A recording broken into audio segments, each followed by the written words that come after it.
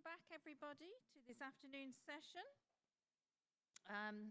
This is our first full presentation and commenting session for the forum. So we have, this session is the mutual influence between ICH and tourism.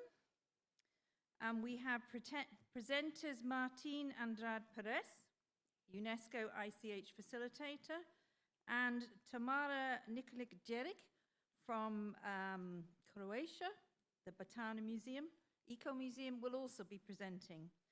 We have commentaries from Han Sang-mi, Professor Yonsei University, and Bai Eun-sik, Professor Hankook University of Foreign Studies. So first of all, we will have Martín presenting on the web dossier on intangible cultural heritage and sustainable tourism, a fantastic tool which, if you haven't looked at after Martín's presentation, I sincerely hope you will. Martín, if you would like to come up.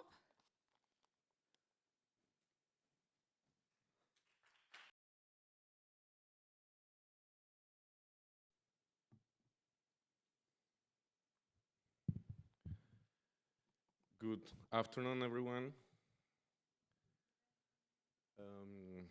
First, I would like to thank our hosts, the Center of Intangible Cultural Studies, especially Han-Hee and Xinhua, because we are having a fantastic time here, and the previous days were really, really great, so thank you very much. And also the ICHCAP and the city of Jeonju for hosting us, and all the team who has made this possible. So I am Martín Andrade Perez. I am from Colombia. It's important to talk about my positionality here. I work with an NGO in Colombia called the Fundación Eри가에. So we don't represent the community, we don't represent the civil society, but we support communities and civil society with tools, with methodologies for safeguarding cultural heritage. That's our work. I think that here the Center for Intangible Cultural Studies may do the same. So what we do is to support, we try to think about tools for communities in Colombia who work with intangible heritage. I am also a UNESCO ICH facilitator. That means that the framework of my work is the UNESCO Convention for the Safeguarding of Intangible Heritage of 2003, that many of you may know, which is this convention that has made more than 20 years ago, and I think it's the framework of all of us. And I am member of the working group research of the ICH NGO Forum. So the ICH NGO Forum is an organization that gathers the NGOs that have an accreditation for giving advisory services to the committee. So Robert Barron, who was here previously, is the chair of the executive board, but we have many members of this ICH NGO Forum. The Center of Intangible Cultural Studies also is part of the forum, and it's a very active member of the forum. So I am a member of the working group research. We do lots of activities. We try to be active in many fields and to think about how to safeguard intangible cultural heritage around the world. So in 2020, on December 13, we organized a seminar. We organized a seminar online, a symposium on intangible cultural heritage and sustainable tourism. It was supposed to be done in Jamaica, but for COVID, we couldn't do it in Jamaica. It was online. It was a bit paradigmatic that we had to talk online, and at times where tourism cannot happen. Tourism was a standstill in this moment. So we were talking about tourism, but tourism was not a reality there. And we didn't know what was going to happen with tourism. That was good also because we had the time to reflect, to talk about tourism, to think, to take some space to think about tourism. But we didn't know what was going to happen. At the end, now we are kind of what we were calling the new reality, but it's like the reality, and tourism is a reality again.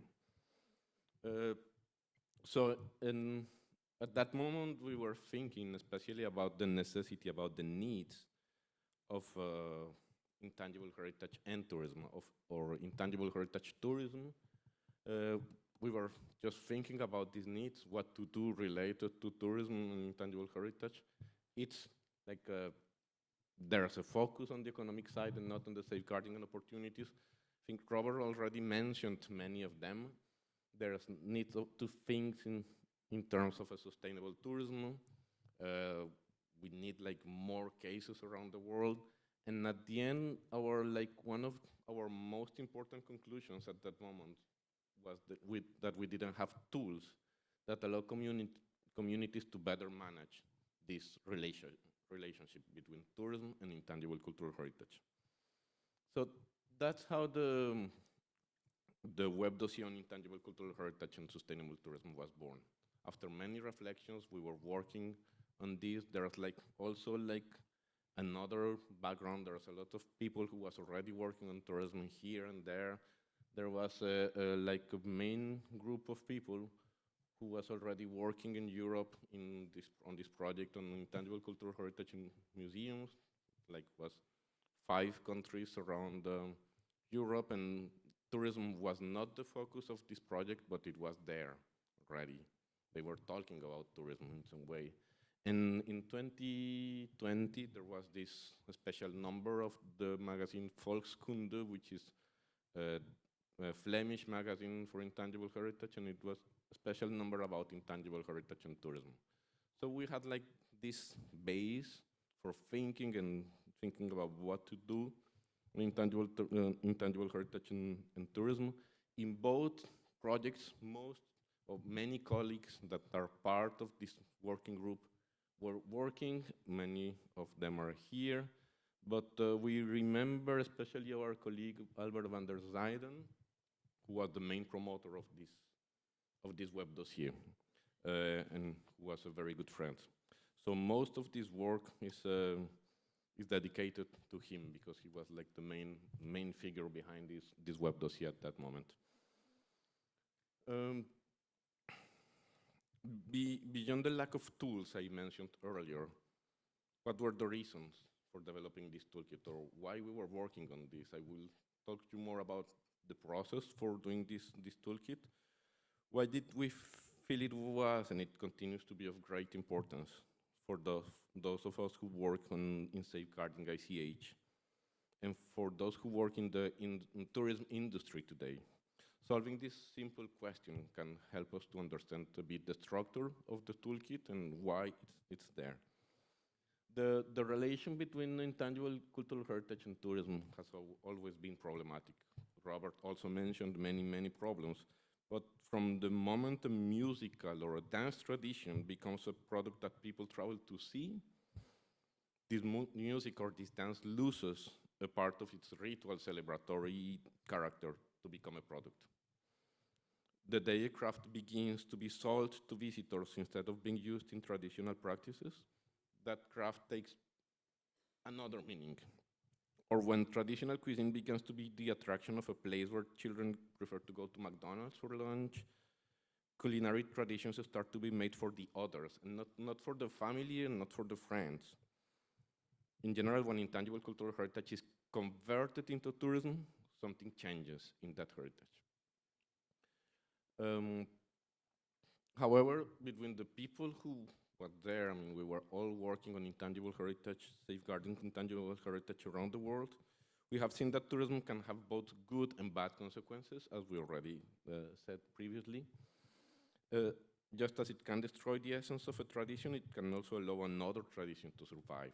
So it's bad, but it's good. So it's a very problematic relationship at the end. It can also allow the people who is behind these traditions to survive, which is already very important. Sometimes they live for this, so that's already something. People, but already Robert told this, and I think we will repeat this today and tomorrow. People is traveling more and more for having experiences, not for visiting sites, but more and more we see this experiential tourism around the world. So they want to live like the tradition of the others. They want to see how it is. They want to make crafts themselves. They want to learn to play an instrument, an old instrument that nobody plays, but some people want to do that. They want to perform rituals. So that's a change in the last 30 years in the field of tourism. But we lack figures to know exactly what's the economic contribution of the ICH to tourism is. We don't know what's the real contribution around the world. We lack data to know how many traditions have been dramatically transformed by tourism. We don't know. We don't understand very well this transformation around the world. It's happening, but we don't know how much. We don't have indicators that would allow us to know how many ICH elements have been saved thanks to tourism. Also, we were talking previously about indicators. We don't have them in tourism and intangible heritage, and they are very difficult to build as well. Precisely for that reason, one of the main parts of this toolkit was to solve that question. Why and how can tourism enhance or endanger ICH safeguarding? So we want to just give some clues about each one of these questions so everybody can understand this, like in a easy language and with like practical cases. Not all the answers are there because the answers are really complex in most of the cases. It's in a discussion about the advantages and disadvantages of tourism, we realized that the first thing we had to do was to give as many keys as possible to help answer these questions. Why it is attractive to tourism, how does tourism impact intangible cultural heritage safeguarding, all these questions that already Robert was talking about. How can tourism endanger intangible heritage? How can tourism enhance and support safeguarding actions? So in the toolkit, we are trying to solve these questions. Of course, we were it's not our own answers to most of these questions, even if we have been working on this. We have taken like many academic works. We have, for example, one citation is the book of Maria Gravari Barbas about heritage and tourism from 2020. There's another article like from the anthropology of tourism from Jeonju and Noel Salazar from 2015. There's a lot of bibliography. We all were like looking for these cases, for this bibliography, but we also have like concrete cases, which is maybe like the most important part of the web dossier, that it's based on practical cases, so everybody can understand how it's working. Of course, there is a previous part to this, like the part 2 about the basic concepts behind this, because not everyone knows what's intangible cultural heritage. We are talking about ICH. We are assuming that everybody knows what this intangible heritage or ICH is, or living heritage, but maybe not everyone knows, and especially the tourism operators, they don't know what's ICH or what we are talking about. We don't know, not everybody knows what's safeguarding, which are like the actions taken to ensure the viability of intangible heritage. What form can these safeguarding actions can take?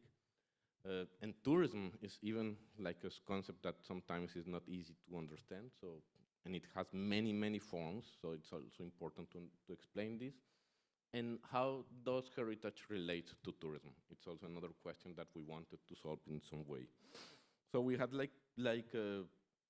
lots of questions and thinking about the tourism operators, thinking about like the communities themselves. What do they need for thinking about the relationship between tourism and intangible cultural heritage? We included also like some other concepts and other tools, like more in deep, and especially sustainable tourism, but also what safeguarding intangible heritage through sustainable tourism means. What does sustainable tourism look like in the context of intangible heritage? I will come to this later again. And we included here what organizations such as UNESCO or UN Tourism are saying and are recommending about this. This was also like we are also included like a part of resources. I mean, which are the international documents and policies about this, the tools and guidelines that already exist, the articles, the books, the media, the lexicon. So we have made this as comprehensive as possible, including all the documents we knew or that can be really interesting for this. But I will go back to the previous one. I will go back to this idea of sustainable tourism, which is like basically also like, I should have started with this idea of sustainable tourism and not simply, why sustainable and not simply tourism for the elaboration of the toolkit. It was like there's a lot of definitions. Well, I mean, this is like the definition of UN tourism. Tourism that takes full account of its current and future economic, social, and environmental impacts, addressing the needs of visitors, the industry, the environment, and host communities. So there's many definitions. This is like the official definition, but we were thinking about the many definitions, and we wrote that sustainable tourism can protect and regenerate the natural environment while also contributing to the safeguarding and revitalization of intangible heritage. That's why, that's maybe the difference between sustainable tourism and tourism. Sustainable tourism is the tourism that can be good for intangible cultural heritage. So if you, again, I am going back to this part 4 again, and thinking about this question, about what does sustainable tourism look like in the context of intangible heritage, which is other very important part of the toolkit, which are some kind, if you see the question, the answers to that questions are some kind of principles that we are kind of adapting when talking about intangible heritage and tourism. So if you see like each one of the answers are developed in the toolkit. So the first one is that sustainable tourism follows ethical principles, and it's like the ethical principles of the communities. Sustainable tourism is community-led, so it's always the community who is leading sustainable tourism in these cases. It creates benefits for local economies. It's just another source of income. It's not the only source of income, but we are talking about diversified sources of income. And we were, I mean, when we were thinking about this, remember that we were in the middle of the COVID pandemic. So we know now which is the problem, or being based only on tourism. It's not the same to do planning for safeguarding intangible heritage and planning tourism is not the same, so we need to think about that again also. And it is environmentally sustainable, even if that can have a lot of problems later, especially for the elements and the traditions of ICH. Many of them can be very difficult for our environment. So these are some kind of principles. Again, each one of them is explained in the toolkit, and I invite you to see them. Maybe for understanding this, also one of the main parts, and for one of the more important parts of the toolkit, is there this part about examples. So we have like case studies that were collected via desk research, and we have a group of experiences from the field. We don't have enough, or we feel that we don't have enough. So we are still collecting many of them. So we have 18 from desk research, and we have like 8 which are collected through an open call for sharing experiences. I would like again to invite you for sharing our experiences. There are like experiences from all over the world, from all over the continents. We don't have experiences from Korea, for example, so it will be great now that we know that there are so many things happening in Korea. We already knew, but it's also an invitation, so you can include something here. So the main question here was, can tourism be a safeguarding measure? So if we see some of these examples, the answer is yes, it can. But it happens always when the communities themselves are behind tourism planning. So this year I was telling you we will continue developing this. We will open the call for new cases again, so I invite you to please include your cases if you have some. I will end this presentation with this last part, which is what we call first steps to action. And it's just a set of recommendations. Again, it's recommendations because all the cases are different. But we were thinking about which should be the general objectives and guidelines for ICH tourism. And we were thinking about this some kind of checklist about planning for like a tourism which is centered on intangible cultural heritage. So we just designed this checklist. And also a list about how to work together, or how to work in partnership when planning ICH tourism. Again, these are some recommendations. Okay, we were thinking which should be these general objectives for ICH tourism. So again, I think we will repeat this all the time. So the first objective should be the involvement of the community. So we were not thinking that tourism should be an objective, but one of the objectives should be that the community is involved. Safeguarding intangible heritage should be one of the objectives as well when we are doing tourism.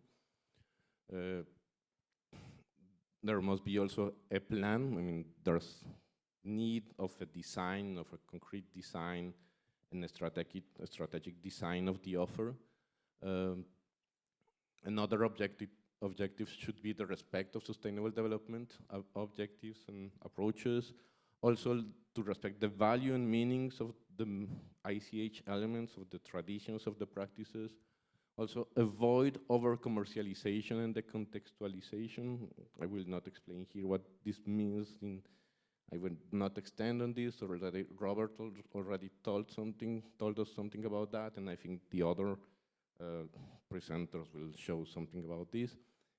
Always give back to the communities, which is also something very important, and recognize and respect the rights and practices of the communities. And we also had like the checklist that I was talking about, which is when we are planning, what to do when we are planning intangible cultural heritage tourism. First, ensure that the viewer communities are leaders in the development of the tourism products. Not just that they are participating, but try to make them the leaders of this tourism products. Not just participants or people who is there guiding, but they should try, or we should try to make them the leaders of this. Always assess, always evaluate the impacts of tourism on intangible heritage, or try as much as possible to assess these impacts and manage risks and threats, which is something that we still need more tools for managing risks and threats when we are working with living heritage, but that's something that we need to do. Again, respect the rights of communities, which is maybe, it should be the first one. It should be like maybe the first part of our checklist. Also, always think about how the communities are recognizing their intangible heritage to ensure that the viability, value, and meaning is recognized. Respect also that intangible heritage is changing all the time, is dynamic, and respect what the communities want to do. Even if sometimes we feel that the communities are doing something that is wrong, if all the community wants to do something, maybe it's for a reason. Maybe when we come from abroad or we are external, maybe the community don't want something anymore, they don't want to keep practicing a tradition, and that can happen. Okay, how to deal with that, how to respect that is something that I think we need to learn about. Always inform the others, inform third parties, inform the tourist operators, like the local governments. Always keep them informed. Promote sustainable development through tourism development. That's also very basic, and especially now with all this sustainable development paradigm. Also, always ensure that the local communities are they are having direct benefit from the revenues, which is, it doesn't happen always, so that's also very important. And always try to think about how to innovate for safeguarding intangible heritage.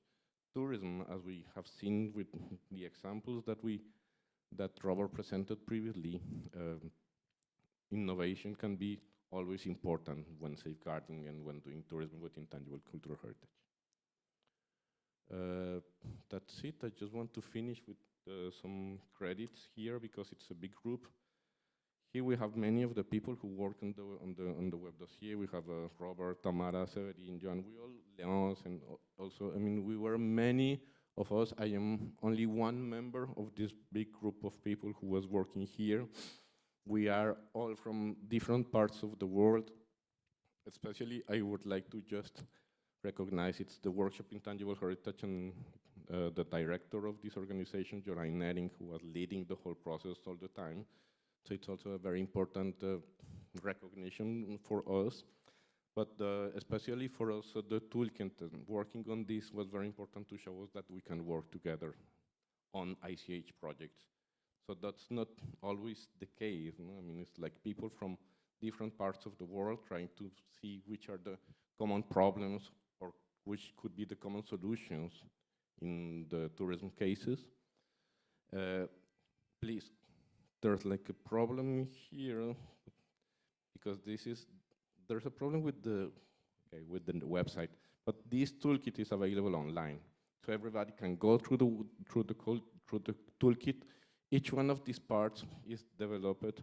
The toolkit is dynamic, it's changing all the time, so we can change it. So if there is something that you don't like, if there is something that you think that can be improved, please tell us. If you want to include cases, that's the point. It should be changing all the time. Just look for ICH NGO Forum. The toolkit, the web dossier is online there. And as I am telling, it's changing all the time. So that's the idea. It's like intangible cultural heritage that is changing all the time. Thank you very much.